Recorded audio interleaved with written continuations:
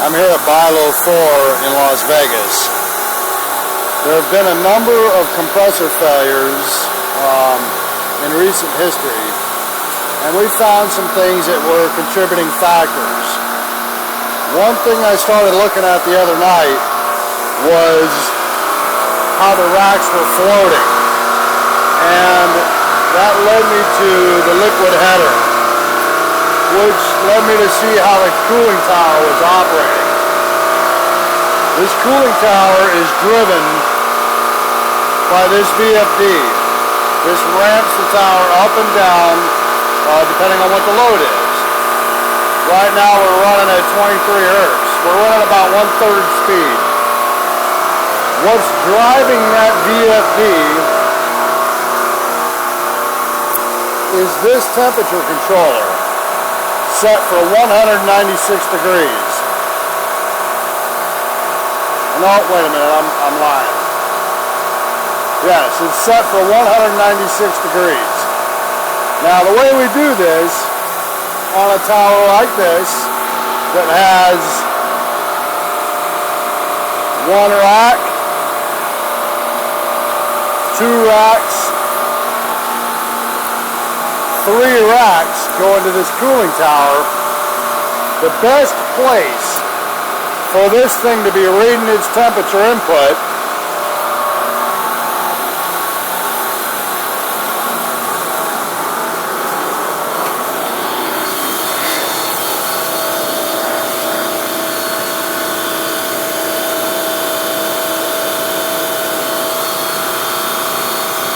is right there. That white plug, that white PVC plug, or there's another one there. That should be a stainless steel dry well that you can insert a temperature probe into. That will give you the temperature of the water in the tower. That is the best way to regulate these three separate racks. Any other way is hit or miss.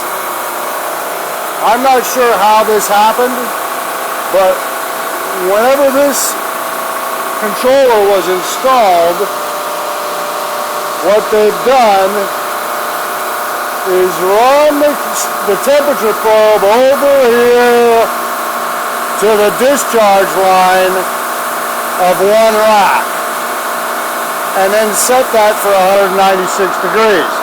196 degrees for a discharge temperature is not bad, really. It's a little cool, but that's all right. The problem is, whenever that rack is satisfied, the tower is going to slow down, and then this rack and this rack are going to overheat. Now, I can't stress strongly enough the potential seriousness of this. That temperature probe needs to be relocated very soon. I won't know until Monday morning the price of the well that we'll need. We'll need to shut down all three racks. We'll need to drain the cooling tower, insert the well, relocate the temperature probe. I don't know the cost of the wells yet. I won't have that information until Monday. Miss Carlo seems to think that the installing contractor that put this cooling tower in may be still under some kind of warranty. It may be worthwhile to pursue that, get the installing guys to do this. It really doesn't matter to me who does the job. What does matter to me is that this has to be done as soon as possible. As soon as humanly possible, this needs to be done. I guess that's all for now. Like I said, there's been some compressor failures this summer.